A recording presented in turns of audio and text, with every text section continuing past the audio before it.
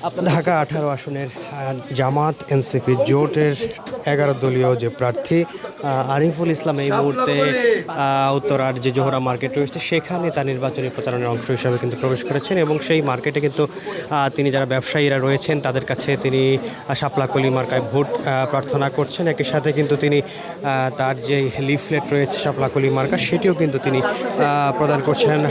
যেমনটি আরিফুল ইসলাম আদিব তার নির্বাচনী প্রচারণায় বিভিন্ন বিষয় কিন্তু জানাচ্ছিলেন। তিনি যেমনটি বলছিলেন উত্তর খান দক্ষিণ খান সহ যে সকল অনুন্নত এলাকা রয়েছে এই ঢাকা 18 আসনে সেই এলাকাগুলো তিনি উন্নয়ন করবেন। একই সাথে কিন্তু মাদক সন্ত্রাসমুক্ত একটি উত্তরা গড়ে তোলার কিন্তু তিনি প্রতিশ্রুতি দিচ্ছেন ভোটারদের কাছে। আমরা লক্ষ্য করছি ব্যবসায়ীদের কাছে গিয়ে তিনি তার ভোট প্রার্থনা করছেন। দর্শক আপনাদের যদি জানিয়ে রাখি ঢাকা 18 আসনে এনসিপির এই প্রার্থী এই প্রতিদ্বন্দ্বিতা করছেন বিএনপি মনোনীত প্রার্থী এস এম জাহাঙ্গীর হোসেনের বিরুদ্ধে। এছাড়াও কিন্তু সর্বমোট 10 জন প্রার্থী রয়েছেন এই আসনে এবং যার মধ্যে কিন্তু রয়েছে নাগরিক ঐক্যের সভাপতি মাহমুদুর রহমান মান্না। এছাড়া রয়েছেন কিন্তু স্বতন্ত্র প্রার্থী হিসাবে মহিউদ্দিন রনি।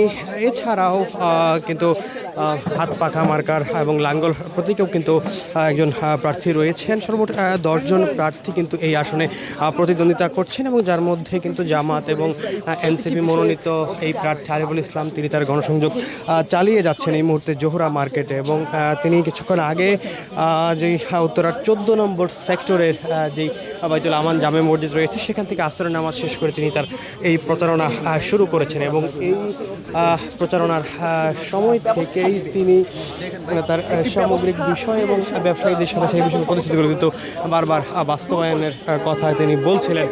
দর্শক এই আসনে কিন্তু জামাতের একজন প্রার্থী ছিলেন, তবে এনসিপির সাথে জোটে আসার পর থেকে তিনি কিন্তু তার নমিনেশন প্রত্যাহার করে নিয়েছেন। অর্থাৎ 11 দলীয় জোটের এই আসনের জন্য কিন্তু এনসিপির প্রার্থীকে জামাত সহ অন্যান্য জোট প্রার্থীরা তাদের নমিনেশন কিন্তু প্রত্যাহার করে নিয়েছেন।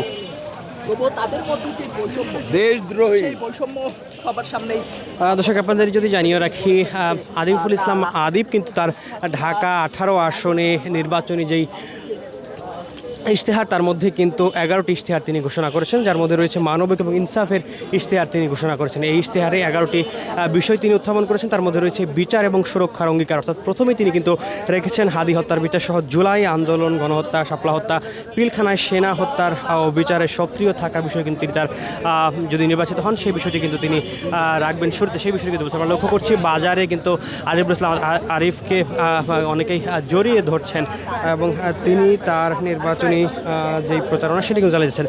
তিনি তার নির্বাচনী ইশতেহারে কিন্তু আরও উল্লেখ করেছেন সার্বজনীন স্বাস্থ্য সেবার কিন্তু তিনি প্রতিশ্রুতি দিয়েছেন। এছাড়াও সবার জন্য শিক্ষা, যানজট নিরসন, হকার এবং অটোরিকশা ব্যবস্থা বানানোর বিষয়ে তিনি কিন্তু তার প্রতিশ্রুতি প্রদান করেছেন। এছাড়াও হোল্ডিং ট্যাক্স যে সমস্যা রয়েছে সে সমাধান করবেন। এছাড়াও ব্যবসায়ী উদ্যোক্তাদের কিন্তু সুরক্ষার বিষয়টি তিনি উল্লেখ করেছেন। নিরাপদ আবাসিক যে ব্যবস্থাটি অর্থাৎ আবাসন ব্যবস্থা নিয়ে কিন্তু তিনি নিরাপদ সেই বিষয়টি কিন্তু উল্লেখ করেছেন। শ্রমিক অধিকার, পরিবেশ সংরক্ষণ এবং শিশু বিকাশ বিষয়ে কথা বলবেন। আমরা দেখছি তিনি একজন সাথে সেলফি তুলছেন। আমরা কথা বলবার চেষ্টা করব জামাত এনসিপি যে 11 দলীয় জোটের এই প্রার্থীর সাথে।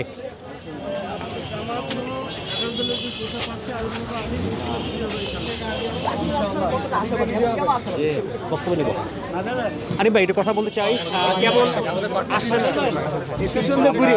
কথা বলার চেষ্টা করবো আরিফুল ইসলাম আদিবের সাথে তার নির্বাচনী প্রতিশ্রুতি সেই বিষয়গুলো নিয়ে কিন্তু আমরা জানবার চেষ্টা করব।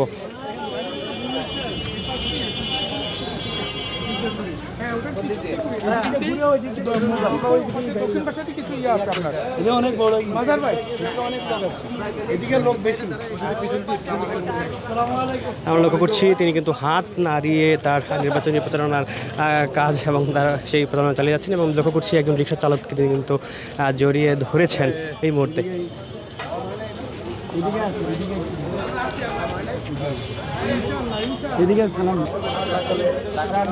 আরিফুল ইসলাম আবিদ ভাইকে শাপলা কলি মার্কায় আপনারা ভোট দিবেন।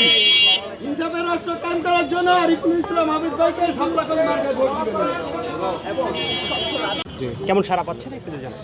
সারা আসলে মানুষের ব্যাপক উৎসাহ নিজের থেকে তারা কাজ করতেছেন।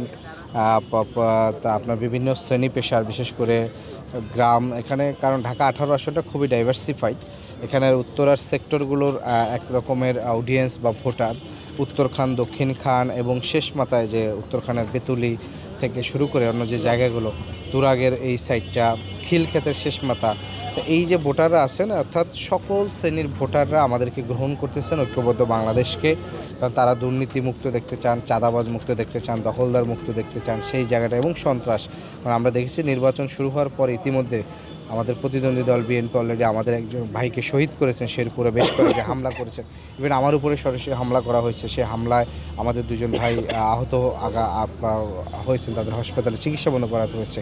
এবং আমাদের মায়েরা যারা যেখানে কাজ করছেন আমাদের সন্তান হিসাবে, এবং আমাকে বলা চলে যে এখানের মায়েরা এক সন্তান হিসাবে তারা আমার জন্য কাজ করতেছে। অনেক মায়েরা নিজেদের টাকা খরচ করে, সাধারণত নির্বাচনে যেটা হয় যে প্রার্থী থাকে তিনি টাকা দিয়ে হচ্ছে একটা নির্বাচন উঠে আনায়, বরং আমার ক্ষেত্রে এটি বিপরীত হচ্ছে। আমাদের এখানে যারা মায়েরা আছেন তারা, আমি বিভিন্ন জায়গায় তাদের সাথে জনসংযোগ করতে হলে অনেকে এসে হাতে টাকা দিয়ে যাচ্ছেন, 5,000 টাকা দিচ্ছেন, অনেকে 20,000 টাকা দিচ্ছেন।